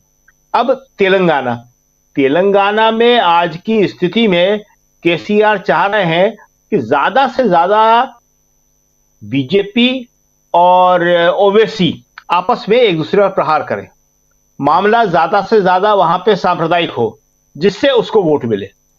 लेकिन कांग्रेस की जो पॉलिसी है, कांग्रेस जिस तरह से अपने आदर्शों की, सिद्धांतों की, सरकारी शिक्षा, सरकारी चिकित्सा, गरीबी, बेरोजगारी, महंगाई, इन सब की बात कर रही है, उससे वहां लगता नहीं है कि वहां पे कोई सांप्रदायिक इशू बन पाएगा। क्योंकि जितना सांप्रदायिक इशू बनेगा, अभी आप बता रहे थे राजीव जी कि वो 9 सीटों पर लड़ रही है चुनाव, 9 या 8 है पिछली बार शायद 7 सीटों पे जीती थे ओवैसी, इस बार शायद 8 पे लड़ रहे हैं, हो सकता है 9 पे लड़ रहे हो। तो वो 9 सीटों पे लड़ने के अलावा जो पूरे तेलंगाना में बाकी मुस्लिम पॉपुलेशन है, जो करीब 12-14% तक होगी, उनको खड़ा करती है कांग्रेस के खिलाफ। और जब उनको कांग्रेस के खिलाफ खड़ा करती है तो बीजेपी जो है हिंदुओं को वहां खड़ा करती है कांग्रेस के खिलाफ। तो दोनों पार्टियां, राहुल ने बहुत सही बोला कि दोनों बीजेपी के यार, दोनों का उद्देश्य एक ही है। बीजेपी चाहती है कि कांग्रेस के खिलाफ हिंदू खड़े हो जाए, ओवैसी चाहते हैं कि मुसलमान कांग्रेस के खिलाफ खड़े हो जाए। और फायदा किसको मिलेगा? जाहिर है केसीआर को। लेकिन वो अब लगता नहीं है कि मिलने वाला है। शायद तेलंगाना कांग्रेस के लिए बहुत अच्छा जाएगा, क्योंकि ये एक ऐसा चुनाव है जिसमें कांग्रेस लगातार आगे बढ़ती हुई दिख रही है और केसीआर जो है वो लगातार पीछे हटते हुए दिख रहे हैं। बहुत ही डिफेंसिव मोड में चले गए हैं वो। इससे पहले उन्हें इतनी रक्षात्मक मुद्रा में कभी नहीं देखा गया था। और कांग्रेस के तीनों नेता, ये बड़ी खास बात है कि कर्नाटक के बाद जो कांग्रेस में एक बड़ा चेंज आया है कि तीनों नेता बराबरी के स्तर पे काम कर रहे हैं। कोई यह नहीं कह सकता कि राहुल ने ज्यादा काम किया या प्रियंका ने किया या खड़गे जी ने किया। तीनों एक से बढ़ के एक काम कर रहे हैं, ज्यादा से ज्यादा सभाएं ले रहे हैं, 3-3, 4-4 सभाएं एक दिन के अंदर ले रहे हैं। तो ये सब कांग्रेस के लिए बहुत ही पॉजिटिव जाने वाला है। और दूसरी तरफ जो है केसीआर वहां अकेले हैं, उनका साथ देने के लिए वहां कोई नहीं है। और जो 2 यार राहुल ने बताए हैं वो उनकी मदद कर पाएंगे या नहीं कर पाएंगे, ये कहना बड़ा मुश्किल है। जी राहुल राहुल गांधी ने कहा कि बीजेपी के 2 यार, आखिर आइए जल्दी से सुन लेते हैं राहुल गांधी की जुबानी कि बीजेपी के 2 यार कौन हैं और जिसकी चर्चा कर रहे हैं शकील अख्तर जी। और कर्नाटक के बाद तेलंगाना क्यों इतना इंपॉर्टेंट हो गया है कांग्रेस पार्टी के लिए भी, इस पर हम चर्चा कर रहे हैं। और अब पूरा का पूरा फोकस तेलंगाना पे, हम लोग भी तेलंगाना की धरातल से, ग्राउंड से आप तक पहुंचाएंगे पल पल की रिपोर्ट और नजदीक से समझेंगे। जैसा अभी शकील अख्तर जी कह रहे हैं कि कांग्रेस बहुत मजबूती से चुनाव लड़ रही है, वहां की जनता क्या कर रही है, वो क्या देख रही है, वो क्या कह रही है, और क्या वहां के लोग कांग्रेस के पक्ष में जो माहौल है उसी आधार पर वोट करने जाएंगे। ये सब हम आप तक कल से पहुंचाना शुरू कर देंगे। तो कल से हमारे साथ जरूर जरूर जरूर जुड़िए। और खासकर शाम 7 बजे जब हम न्यूज़ पॉइंट अलग अलग क्षेत्रों से लेकर आएंगे, अलग अलग एरिया से लेकर आएंगे। लेकिन उसके अलावा राहुल गांधी, जरा सुनिए, एक शानदार जानदार भाषण देते हुए राहुल गांधी वहां पर बीजेपी के 2 यार की चर्चा कर रहे हैं। सुनिए जरा। बीजेपी, बीआरएस और एमआईएम एक है। मोदी जी के हैं 2 यार, ओवैसी और केसीआर। मोदी जी के 2 यार, ओवैसी और केसीआर। केसीआर नरेंद्र मोदी को दिल्ली में मदद करता है। मैंने अपनी आंखों से लोकसभा में देखा, जीएसटी, नोटबंदी, किसान बिल, जब भी नरेंद्र मोदी ने केसीआर को इशारा किया, बीआरएस के सारे एमपी खड़े को करके समर्थन दिया। केसीआर चाहते हैं कि नरेंद्र मोदी दिल्ली में प्रधानमंत्री रहे और नरेंद्र मोदी चाहते हैं कि केसीआर तेलंगाना का चीफ मिनिस्टर। मैं नरेंद्र मोदी से लड़ता हूं, पूरा देश जानता है, मैं उससे कोई कॉम्प्रोमाइज नहीं करता हूं और वो जानता है और मैं भी जानता हूं कि हमारे। तो सुन रहे थे आप राहुल गांधी को, जो कह रहे हैं कि बीजेपी के 2 यार केसीआर, ओवैसी और केसीआर, नरेंद्र मोदी और खासकर बीजेपी के साथ केसीआर के जो संबंध हैं उसको डिस्क्राइब कर रहे थे यहां राहुल गांधी। और हम चर्चा कर रहे हैं तेलंगाना की, हम चर्चा कर रहे हैं राजस्थान की, और चर्चा कर रहे हैं कैसे अब मैदान में राहुल और प्रियंका के बाद, और उसमें जोड़ दें राहुल, प्रियंका और मल्लिकार्जुन खड़गे के बाद सोनिया गांधी भी मैदान में अब उतरती हुई नजर आ रही हैं। हालांकि मैदान में रहे ना रहें, लेकिन पर्दे के पीछे सोनिया गांधी अपनी भूमिका पूरी निभा रही हैं। और जब वो कैंप की थी जयपुर, तब भी हम लोगों ने उस पर चर्चा की थी कि आखिर क्या कारण है कि सोनिया गांधी जयपुर पहुंच गई। अब जयपुर के बाद क्या सोनिया गांधी जल्द हैदराबाद पहुंचने वाली हैं, इस पर निगाहें टिकी रहेंगी। आना चाहता हूं प्रोफेसर रविकांत जी आपके पास, कैसे देखा जाए सोनिया गांधी की एंट्री अगर होती है तब वहां के माहौल को किस ढंग से देखा जाएगा? और उससे पहले ये तो हम देख रहे हैं कि सोनिया गांधी ने आज उस आर्टिकल को लिखकर बता दिया है कि हम कैसी सरकार चला रहे थे और आप कैसी सरकार चला रहे हैं। आप अपनी सरकार नहीं बल्कि आप आरएसएस की सरकार चला रहे हैं और हमारे ऊपर आरोप लगाते थे कि एनएसी जो है वो मनमोहन सिंह को और सोनिया गांधी मनमोहन सिंह को सलाह देते रहती हैं। तो सोनिया गांधी सलाह देती थी, लेकिन उस सलाह के बाद जो कुछ हुआ उसका जिक्र भी उन्होंने किया। कैसे देखा जाए? एक अमिताभ बच्चन की फिल्म आई थी जिसका वो बड़ा मशहूर डायलॉग था कि मेरे पास माँ है। प्रियंका और राहुल गांधी के पास एक माँ है, और वो माँ है जिसने इस देश के गरीब बच्चों के लिए, उसी एनएसी की बात मैं कर रहा हूं, free education, right to education उन्हीं के सलाहकार परिषद के सलाह पर यूपीए गवर्नमेंट ने लागू किया। राइट टू फूड, जिसे आज मोदी जी प्रचारित करते हैं कि हम 81 करोड़ लोगों को राशन दे रहे हैं, ये अधिकार किसने दिया था? उसी सलाहकार परिषद की सलाह पर यूपीए 2 ने दिया था। राइट टू इंफॉर्मेशन, सरकार को उत्तरदायी बनाना, प्रशासन को उत्तरदायी बनाना जनता के प्रति, और जनता को नागरिक में तब्दील कर देना, उसे आत्मबोध पैदा करना, यह काम किसने किया था? उसी एनएसी के द्वारा यूपीए सरकार ने। वन अधिकार कानून, जो आदिवासियों का बहुत लंबे समय से लंबित अधिकार था उनका, वो सुनिश्चित हुआ इसी एनएसए के जरिए यूपीए सरकार में। और एक और, मनरेगा किस समय आया? इसी एनएसए के सलाह पर यूपीए सरकार के द्वारा। तो जो लोग सोनिया गांधी के लिए कहते थे कि वो दूसरा पावर सेंटर है, मनमोहन सिंह रबर स्टैंप है, लेकिन वो ये नहीं कहते कि अगर सोनिया गांधी सरकार चला रही थी तो इसका श्रेय उनको क्यों नहीं मिलना चाहिए। वो कहते हैं कभी क्या कि सोनिया गांधी की वजह से right to information, right to education, right to food, MNREGA, ये तमाम उपलब्धियां इस देश के लोगों को मिली।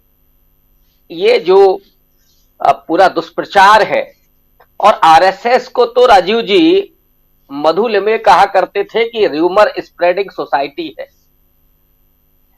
इनको केवल र्यूमर पैदा करना। और राहुल गांधी के लिए क्या क्या नहीं कहा गया, उसमें उनके नाम तक को बिगाड़ करके पेश किया गया, उनके धर्म पर सवाल और चरित्र पर भी सवाल उठाए गए। लेकिन जब लोग देखते हैं सच्चाई को और ईमानदारी को, सच्चाई कुछ समय तक छिप सकती है। वो एक बहुत शानदार लोग उदाहरण देते हैं कि सत्य परेशान तो हो सकता है लेकिन पराजित नहीं हो सकता है। आज वो सच्चाई अगर लोगों की आंखों में दिखाई पड़ रही है, और राहुल गांधी, सोनिया गांधी, ये सुषमा स्वराज को याद करती, दिवंगत हो गई हैं, वो पूरे भारतीय जनता पार्टी की वो मंडली, इसमें नाच हो रहा था कि सोनिया गांधी विदेशी मूल की हैं। लेकिन वो विदेशी मूल की महिला, उन्होंने क्या संस्कार दिए अपने बच्चों को, मैं एक उदाहरण आपके सामने रख दे रहा हूं।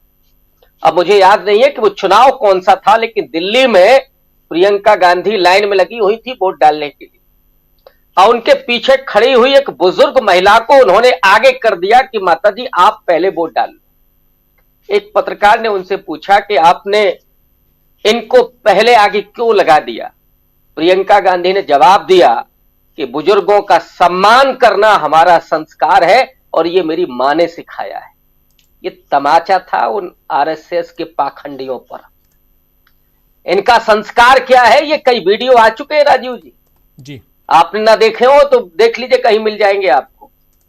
इनकी असलियत क्या है लोगों ने देखी है, और वो आज क्या कर रहे हैं, हिंदू राष्ट्र को बनाना चाहते हैं। डॉक्टर अंबेडकर को मैं याद करना चाहता हूं फिर संविधान दिवस की उस सांध बेला पर, कि जिन्होंने डंके की चोट पर ऐलान कर दिया था और दलितों को खास करके बता दिया था कि अगर कभी हिंदू राष्ट्र होता है तो तुम्हारे लिए सबसे बड़ी आपदा साबित होगा। और यही वजह है कि आज दलित वंचित समाज इस पूरे विचार के खिलाफ सड़क पर है। और खुशी इस बात की है कि उसके लिए राहुल गांधी लीडरशिप दे रहे हैं, पूरा नेतृत्व कर रहे हैं।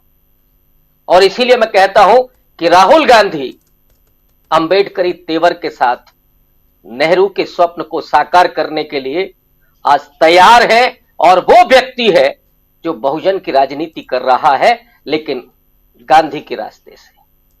तो चाहे उसमें राहुल गांधी हो या उनकी मां सोनिया गांधी हो, और मैंने जो कहा कि उन करोड़ों बच्चों के लिए वो मां साबित हुई, जिनको एजुकेशन नहीं मिल पा रही थी, जिन्हें मजदूरी नहीं मिल रही थी, उनके लिए भी वो उसी तरह से ममतामयी साबित हुई। तो इसलिए सोनिया गांधी पर सवाल उठाने वाले जरा कभी आईना झाड़ पोंछ करके अगर दुरुस्त कर लें तो कमबख्तों को बड़ी भद्दी शक्ल अपनी नजर आएगी। जिस तरह की उनकी विचार है, जिस तरह की उनकी नीयत है, उस नीयत को अब लोग समझ गए हैं राजीव जी। और मुझे तो कई बार उनके बारे में बात करते हुए भी घिन आती है, लेकिन कहना पड़ता है। जी राजीव जी, जी बिल्कुल, कहना चाहिए भी, कहना चाहिए। बोलने का अधिकार भी हमारे संविधान ने दिया है। और कल संविधान दिवस का जिक्र आप कर ही रहे हैं। आप जानते हैं दोस्तों, 26 नवंबर 1949 को 1949 को संविधान को अंगीकार किया गया था। और इसलिए संविधान दिवस बहुत महत्वपूर्ण दिन है अपने लिए। और उसको तो हमेशा सब कुछ, जितने ग्रंथ हैं उससे ऊपर हम तो रखते ही हैं। आप भी रखा कीजिए। आना चाहता हूं राहुल लाल जी आपके पास। राहुल लाल जी, बहुत चर्चा हम लोग कर रहे हैं और राजस्थान से लेकर तेलंगाना तक की चर्चा, और उसमें ज़रा आपसे भी समझना चाहता हूं राजस्थान का रुख क्या है। ये तो आप बता चुके हैं, लेकिन राजस्थान के रुख के हिसाब से क्या तेलंगाना के रुख को भी देखा जा सकता है?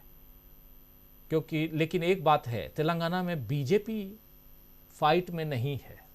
बीजेपी वोट को शिफ्ट करा रही है। जो कह रहे थे शकील अख्तर जी कि बीजेपी वोट शिफ्ट, उसके ऊपर ये आरोप लग रहा है और राहुल गांधी आरोप लगा रहे हैं। इसलिए तो कह रहे हैं कि दो यार जो ओवैसी और केसीआर हैं, लेकिन बीजेपी के यार हैं, वैसा वर्षा है। दोस्ती हमारी आपकी है तो आप मेरे दोस्त और हम आपके दोस्त, उस हिसाब से। तो क्या लगता है आपको, तेलंगाना की तस्वीर बदलती हुई दिखाई दे रही है आपको भी क्या? देखिए, तेलंगाना की तस्वीर तो बिल्कुल बदलती हुई दिखाई दे रही है, और वो तस्वीर अभी बदलती हुई नहीं दिखाई दे रही है राजीव जी। इसकी पहली शुरुआत जो मुझे समझ में आई, जब भारत जोड़ो यात्रा 19 दिनों तक तेलंगाना में थी, और उस समय जो अभूतपूर्व जन समर्थन राहुल गांधी को प्राप्त हो रहा था, उसके अलग अलग हिस्से में, चूंकि 19 दिन एक लंबा पीरियड था और वहां पे काफी जोश खरोश की स्थिति बनी हुई थी, तो वो एक पहली स्थिति थी जब दिखा वहां पे काफी जबरदस्त जन समर्थन। दूसरी स्थिति कि कर्नाटक के जीत के बाद तो फिर भारतीय जनता पार्टी में एक भगदड़ की स्थिति हो गई मौजूद जो है वहां पे, और जो एक टीआरएस जो कि भारत राष्ट्र समिति बन गई, वहां पे भी एक भगदड़ की स्थिति देखी हम लोगों ने कि उन सब जगहों से भाग भाग के नेता जो है वो कांग्रेस की तरफ आने लगे। तो ये स्थितियां तो हैं। मैं कहूंगा कि जिस तरह से छत्तीसगढ़, मध्य प्रदेश, राजस्थान या इसके पहले कर्नाटक, हिमाचल प्रदेश, इन सब इलेक्शंस की जो यात्रा करते हुए कांग्रेस यहां पहुंच रही है। आज देखिए, मैं राजस्थान से जब लौटा हूं तो एक चीज मैं बता दूं कि वहां के संदेश देश में कितने बड़े जा रहे हैं, और क्या वो तेलंगाना में नहीं जाएंगे? हमसे कई लोगों ने पूछा कि राहुल जी, आप तो जयपुर पूरा का पूरा राजस्थान घूम के आ रहे हैं, चिरंजीवी योजना इतनी बड़ी योजना है। अब उत्तर प्रदेश के लोगों को लग रहा है कि राजस्थान में कांग्रेस की जीत हो जाए, जिससे कि केंद्र सरकार के ऊपर दबाव पड़े कि वो आयुष्मान भारत को चिरंजीवी योजना की तरफ लेके जाए। तो लोग अगर इस दृष्टि से सोच रहे हैं, और जो व्यक्ति हमसे ये बात बोल रहे थे वो भारतीय जनता पार्टी के कट्टर समर्थक हैं, लेकिन चिरंजीवी योजना के कारण से वो चाहते हैं कि वहां पे कांग्रेस जीत जाए और भारतीय जनता पार्टी हार हो जाए, जिससे उन्हें सबक मिले इस प्रकार की योजनाओं को अपने नीतियों में साबित करने के लिए। तो आप सोच के देखिए कि इसका क्या प्रभाव तेलंगाना के ऊपर नहीं पड़ेगा। मैं मानता हूं, देखिए जो वहां पे दो लोग जिसको कि मित्र कहते हैं राहुल गांधी, वो तो है ही मित्र उनके एक मित्र तो हमेशा भारत के हर हिस्से में नजर आते हैं। और वैसे साहब को ले लीजिए, हर समय वो गाली देने के लिए तैयार रहते हैं, वो इतने अपशब्दों का प्रयोग करता है? क्या उनके ऊपर कभी भी ईडी की एजेंसियां पहुंची, सीबीआई पहुंची, इनकम टैक्स पहुंची? हम लोगों ने नहीं देखा पहुंचते हुए। तो उनको तो इतना विशेषाधिकार प्राप्त वो विपक्ष के लोग हैं जिनको कोई कुछ कर ही नहीं सकता, और वो प्रधानमंत्री को लेकर क्या क्या अपशब्द का प्रयोग नहीं करते हैं। राहुल गांधी ने पनौती शब्द का प्रयोग किया था, इलेक्शन कमीशन तुरंत सामने में फ्रंट पे आ गया, लेकिन उनके ऊपर कुछ भी कोई नहीं कहता। और वो जब हर तरफ वोट बांटने के लिए भारी संख्या में खड़े होते हैं, लेकिन वहां पे वो 8-9 सीटों पर क्यों खड़े? जो सवाल आपने राजीव जी पूछा वो बहुत ही यक्ष सवाल है। यानी वहां पे वो केवल और केवल कांग्रेस को नुकसान पहुंचाने वाली रणनीति में है। भूल चूक सभी बीआरएस के वोट ना बढ़ जाए, भारतीय जनता पार्टी को कोई वोटों का नुकसान ना हो जाए। तो बीआरएस और ओवैसी इन सबों का एक तरह से पर्दाफाश हो चुका है, दुनिया जान चुकी है। और आज जब वहां पे नरेंद्र मोदी जाके जो सभा का संबोधन कर रहे थे, आप उस वीडियो में हाव भाव देखिएगा, मोदी जी बिल्कुल निराश हालत जैसा चुनाव प्रचार कर रहे हैं। ना तो उनके बोलने में कोई मतलब एनर्जी दिख रही थी, ना उनके हाव भाव में कोई एनर्जी नजर आ रही थी। तो वो जो तेलंगाना का आज मोदी जी का भी संबोधन है, वो संबोधन ये प्रकट कर रहा था कि तेलंगाना में जो उनका पूरा गेम प्लान है, वो गेम प्लान को फेल किया जा रहा है। और देखिए, राहुल गांधी, प्रियंका गांधी आज से एक्टिव नहीं है, मल्लिकार्जुन खड़गे एक लंबे समय से लगातार हम लोग देख रहे हैं कि जब से कर्नाटक का विजय हुआ है, कर्नाटक के बाद से फुल फोकस जो है वो तेलंगाना बना हुआ है। तेलंगाना के आखिरी चरण के चुनाव प्रचार के दिन भी आपको याद होगा कि प्रियंका गांधी एक बड़ी सी रैली को कर्नाटक के चुनाव प्रचार के दरमियान में वो फिर तेलंगाना चली गई थी। तो कर्नाटक के बाद से पूरा का पूरा गांधी परिवार ने पूरी ताकत, कांग्रेस ने पूरी ताकत कर्नाटक में लगाई। और वो हमें लग रहा है कि भारतीय जनता पार्टी के लिए जो सिचुएशन है, उनके लिए तब यही चीज है कि वो क्या मुंह लेके लोकसभा चुनाव में जाएंगे वो। क्योंकि अगर 5-0 का जो पूरा आंकड़ा अगर आता है, जिसकी हमें पूरी संभावना नजर आ रही है कि 5 और 0-0 भारतीय जनता पार्टी लेके जाएगी, तो फिर उसके बाद वो किस कारण से, कैसे, वो क्या मुद्दे लेके जाएगी। और एक चीज मैं राजस्थान को लेकर यहाँ पे 2-3 चीजें मैं क्लियर एकदम कर दूं बिल्कुल आखिरी में। युवा मतदाताओं को भारतीय जनता पार्टी ने सांप्रदायिक राजनीति के द्वारा भटकाने का प्रयास किया। वो युवा मतदाता नहीं भटका है वहां पे, वो बिल्कुल, वो चूंकि जो रोजगार का पूरा मामला है, जिस तरह से अलग अलग सेक्टर के वैकेंसियां जारी की गई, भारतीय जनता पार्टी ने पेपर लीक का मामला उठाया, लेकिन एक तरह से जनता वहां पर समझ गई, युवा ये समझे कि किस तरह से जो पेपर लीक के मास्टरमाइंड से ढाका, उसके ऊपर कैसे कार्रवाई हुई। और पेपर लीक को लेकर कांग्रेस ने कितने कठोर कदम उठाए। वहां के जनता से जब लड़कों से मैं सवाल पूछ रहा था पेपर लीक को लेकर, उन लोगों ने बोला भारतीय जनता पार्टी किस मुंह से सवाल पूछती है? पेपर लीक का वर्ल्ड रिकॉर्ड बनाने वाला उत्तर प्रदेश सरकार है क्या? वहां पे कोई एसआईटी जांच बनाने के लिए कोई घोषणा की बात की? उत्तराखंड में कोई बात हुई? जबकि यहाँ पे देश का सबसे हार्ड कानून बनाया गया। तो छात्रों को बरगलाने के जो भी प्रयास थे, वो सारे प्रयास विफल हुए। और हमें लग रहा है कि यही एनर्जी, यही तरंग जो है वो तेलंगाना की तरफ भी वो अग्रसर हो रहा है। और वो रास्ता तभी स्पष्ट हो चुका था जब कर्नाटक जीत का मामला आ चुका था। तो हमें लग रहा है कि ये चीजें हम लोग तेलंगाना में भी देखेंगे। और भारतीय जनता पार्टी की वोट बांटो वाली पॉलिटिक्स जो है वो अब अपने आखिरी दौर में है, वो समाप्त हो चुका है। ये प्रधानमंत्री का हाव भाव से आज 100% स्पष्ट होगा। जी, क्या संजय जी आपको भी लगता है, क्लोजिंग कमेंट आपसे समझना चाहता हूं, आपको भी लगता है कि अब वो मुद्दे, जिन मुद्दों के आधार पर बीजेपी चुनाव लड़ती आई है, जिसमें बांटो और राज करो यानी कि सांप्रदायिक ध्रुवीकरण सबसे बड़ा हथियार, या क्या वो हथियार अब भोथरा हो गया है? वो शब्द, बिहार वाला शब्द कह रहा हूँ, भोथरा, वो हो गया है। बिल्कुल मतलब मुझे लगता है कि अगर सत्ता में आने के लिए उसका उपयोग किया जाता और अच्छा शासन दिया जाता तो शायद वो चलता रहता और मजबूत होता। लेकिन जिस ढंग से इन्होंने सत्ता में आकर सत्ता का दुरुपयोग किया और जनहित का ख्याल ही नहीं रखा, तो वो जो हथियार था उसको भोथड़ा होना ही था। मतलब वो हथियार बहुत खतरनाक है और भोथड़ा भी होकर बहुत ही नुकसान करता रह सकता था। लेकिन इस हथियार का उन्होंने जो दुरुपयोग किया, एक तो चुनाव जीतने के बाद माने जनहित के काम से कोई मतलब ही नहीं, और सिर्फ जनहित नहीं माने किसी से बात ही नहीं करना। माने राहुल गांधी अगर किसी के पास भी चले जा रहे हैं, कहीं भी चले जा रहे हैं, तो बीजेपी के बड़े नेताओं को तो छोड़िए, आप बीजेपी के किसी छोटे नेता से नहीं मिल सकते, छोटे नेता से काम नहीं करवा सकते। माने उसके दोनों कारण है, उनका अपना निजी वो कि नहीं मिलेंगे और नहीं मिलते हैं, वो पार्टी वाला अलाइनमेंट वो अपनी जगह है। इसके अलावा बीजेपी में जो स्थिति है कि कोई नेता आपका कोई काम ही नहीं करा सकता, किसी की कोई पूछ ही नहीं है। तो दोनों कारण से बीजेपी आम लोगों से बहुत दूर हो गई है। और जो अपना गाय गोबर की राजनीति थी वो अब तेलंगाना में वैसे नहीं चलेगी जैसे उत्तर प्रदेश में चल गई। मैंने अगर बिहार में नहीं चलती तो उत्तर प्रदेश में चलती है, और राजस्थान में नहीं चल रही है तो तेलंगाना तो बहुत ही फर्क है।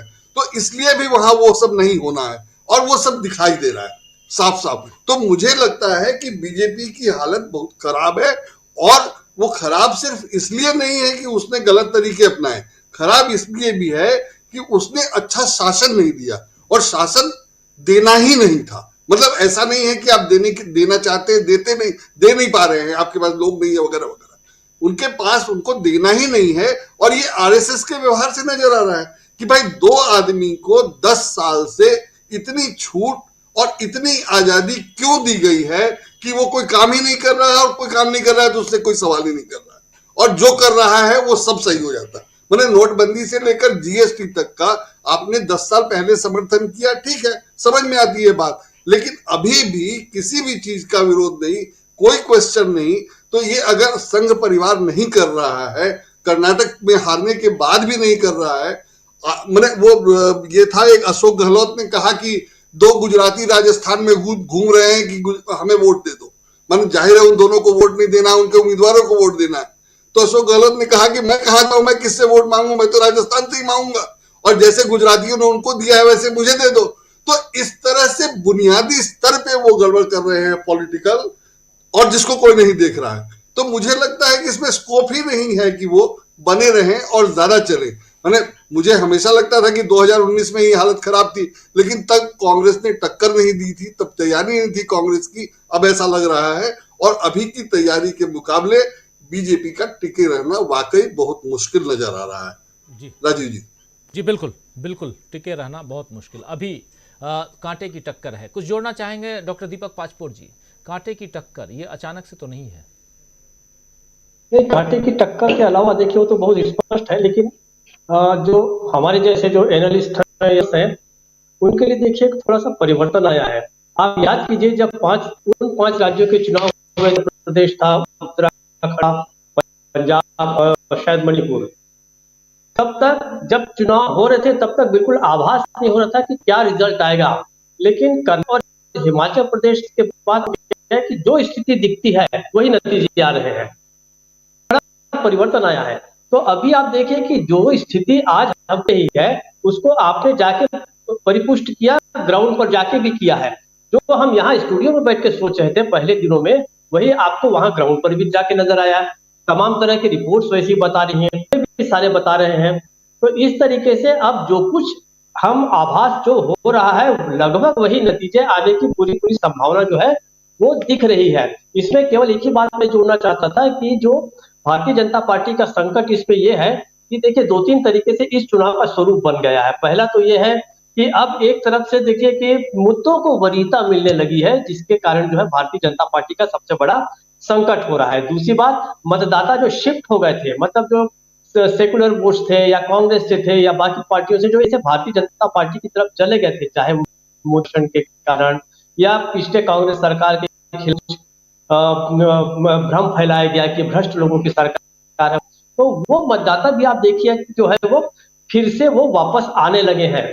और तीसरी और अंतिम बात कि अब जो है इस तरीके की सरकारें बनानी शुरू कर देगा मतदाता कि जिसमें ऑपरेशन लोटस की तमाम तरह की गुंजाइश जो है वो खत्म हो जाएगी। और इन 5 राज्यों में अगर सरकार बनती है, और जो लगभग लगता है कि बनेगी, तो ऑपरेशन लोटस की गुंजाइश उसमें नहीं रहेगी। ये एक सकारात्मक संकेत भी इस चुनाव से हमको मिल रहे हैं राजीव जी। बात आप यहाँ आखिर में रख रहे हैं और बहुत महत्वपूर्ण है, इस पे चर्चा आने वाले समय में हम खूब करने वाले हैं, और वो भी 3 तारीख को। ऑपरेशन लोटस, क्या जनता जो है, चाहे वो मध्य प्रदेश की बात हो या राजस्थान की बात हो, और उससे पहले कर्नाटक को हम लोग देख चुके हैं कि कर्नाटक में ऑपरेशन लोटस करके वहाँ सरकार, कांग्रेस पार्टी और जेडीएस की मिलीजुली सरकार थी, उसको गिरा दिया गया था। और लेकिन अब वहाँ इतनी मजबूत सरकार वहाँ की जनता ने चुन करके बैठा दी है कि वहाँ से हिलने डुलने की संभावना कम नज़र आ रही है। लेकिन मध्य प्रदेश में परिस्थिति बदल चुकी थी। इस बार क्या जनता जब वोट देने गई तो इस बात को उसके दिमाग में, उसके जहन में ये बात लेकर के गई होगी कि नहीं, सरकार बहुत मजबूत बनानी चाहिए ताकि कोई उसे चुरा ना पाए, छीन ना पाए।